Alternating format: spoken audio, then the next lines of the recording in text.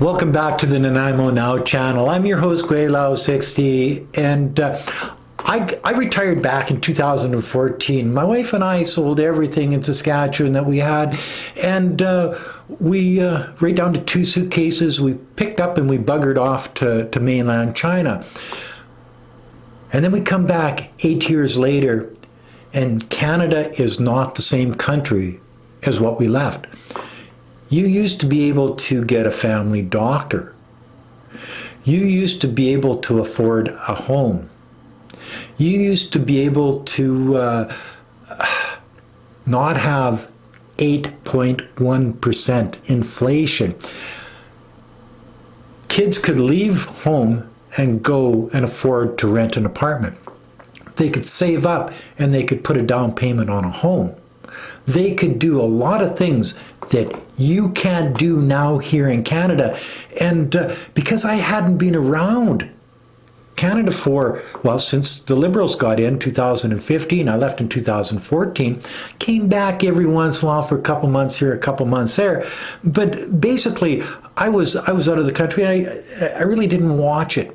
So then I came back, and I've been here for about 5 months, and I'm starting to notice things.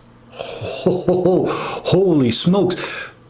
Your government is broken. It's non-functional. It's our government. I'm a Canadian too, and so is my wife. But you can't get a passport. Instead of making it faster or easier to get a passport, what they do is they bring you plastic chairs to sit in while you're waiting from 1 o'clock in the morning because you've got to get in line to get your passport. Things like this, it's ridiculous. They blame it on everybody else, but it's basically the Liberal carbon tax, and I blame it on the carbon tax, and I'll tell you why. You up the price of fuel 10%. It's probably more than 10%, but you up the price of fuel 10%. Now truckers going from east to west, they have to charge 10% more. The stores have to charge 10% more. For shirts, for well, anything in any store in Canada charges you 10% more. Well, they've got to put that cost back onto the consumer. They're in it to make money. They're in it to do business. Okay, so when everything goes up 10% more, now you got the employees saying, well, geez, I can't afford good food for my children anymore because everything went up 10%. So they look at their boss and say, boss, I need a raise.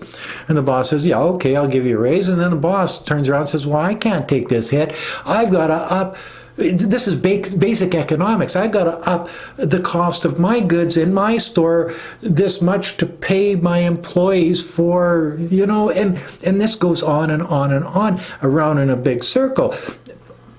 So the carbon tax has made it more expensive for a farmer to run his tractor, a farmer to haul grain to the elevator, a farmer to go to his second job in the city. And you see, the Liberal government, the Prime Minister, is punishing people for their bad behavior. You shouldn't be driving so much, and this is what a carbon tax does. It makes it so your bad behavior can be curbed to something else where you don't drive as much.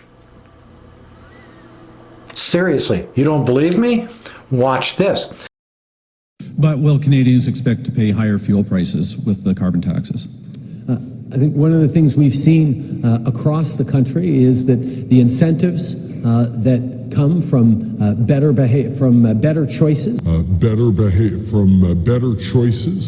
making choices to be cleaner and greener is exactly what we want. Okay, so now that you're curbing your bad behavior and you're not driving so much, actually that's not true, because Canadians are driving just as much as they were before. They're just paying more. They're taking the money that they would put on nutritious food or into new clothes or into new vehicles, or they're taking and putting in gas in their vehicles. A lot of people aren't very rich, not like the Laurentian elites that are running this country right now. Your normal person basically works from paycheck to paycheck.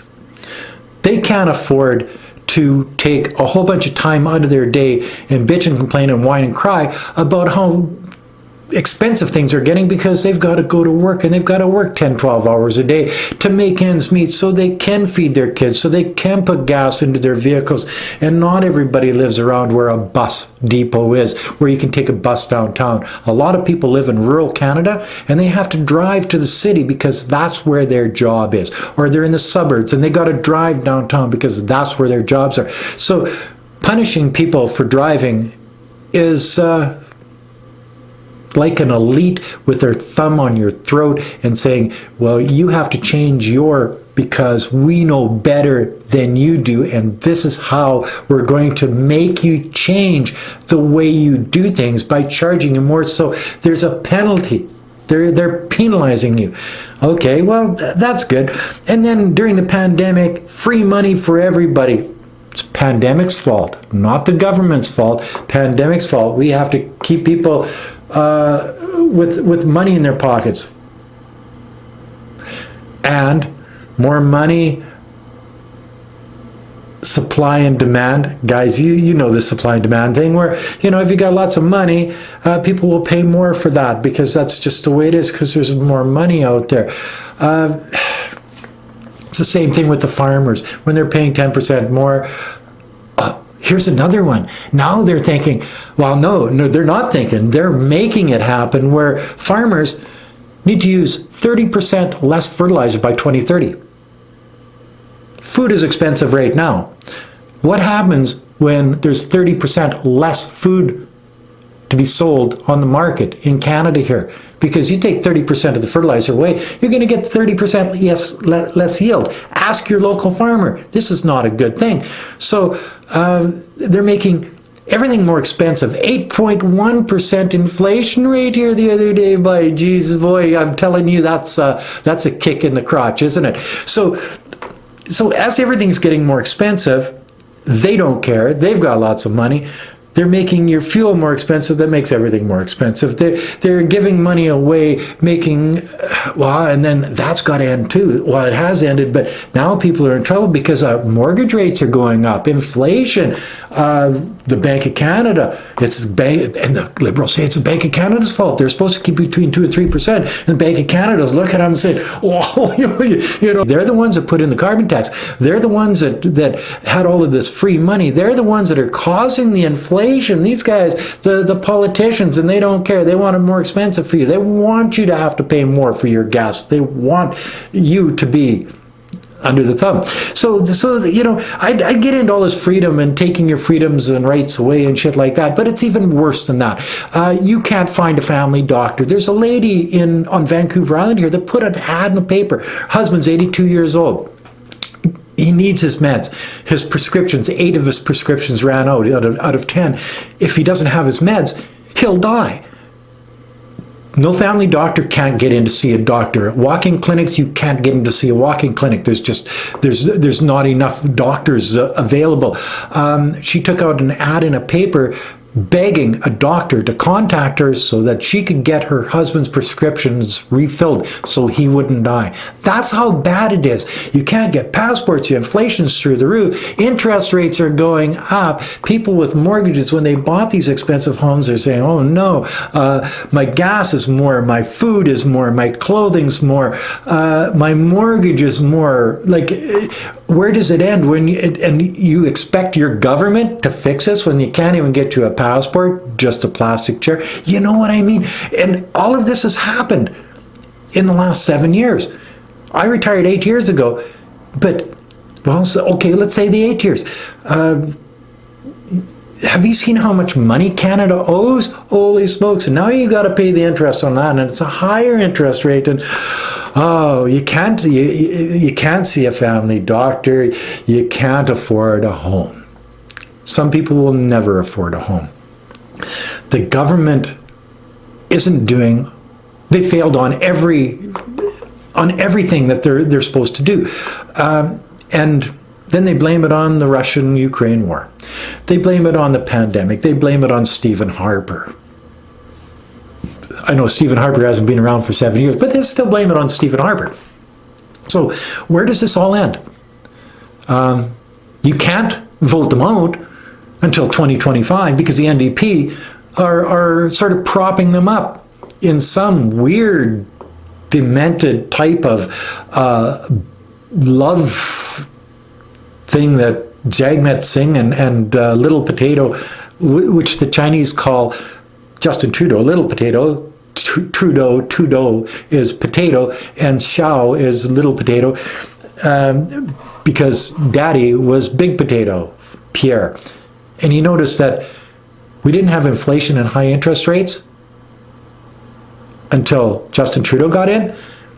Back it up 40 years when his dad, Pierre Trudeau, was in. Same thing. Yes. Punishing Alberta for oil and gas, shutting down pipelines, making it so our economy doesn't flow the way it should have, it has done in the past. Alberta was shoring up Canada financially for decades and decades with billions of dollars worth of transfer payments all to other different places, mostly Quebec, but Trudeau's is Quebecois, and Quebec is better than the rest of Canada. Quebecers are better than the rest of Canada because, you know, we're Quebec. And he's the Prime Minister. He's the person you voted in 3 times. What the hell's the matter with you people? Like, holy smokes. And we can't do anything until 2025. Unless the NDP, see, all you NDP people out there, get a hold of your NDP MP and say, like, we're not going to take this. All you Liberals out there, get a hold of your MP and say, we're not going to take this, because something's got to change. We can't wait till 2025. Everything will collapse. Your whole system is on the verge of collapse. And I've seen it all in one shot in 5 months. If you're here for over that 8-year or 7-year time period, it's a little bit, a little bit, a little bit. So maybe you don't see it as shot in the face as what I've seen it. But this is what I've seen. 5 months I've been back in Canada, and this is what I've seen. I've seen a government that doesn't govern.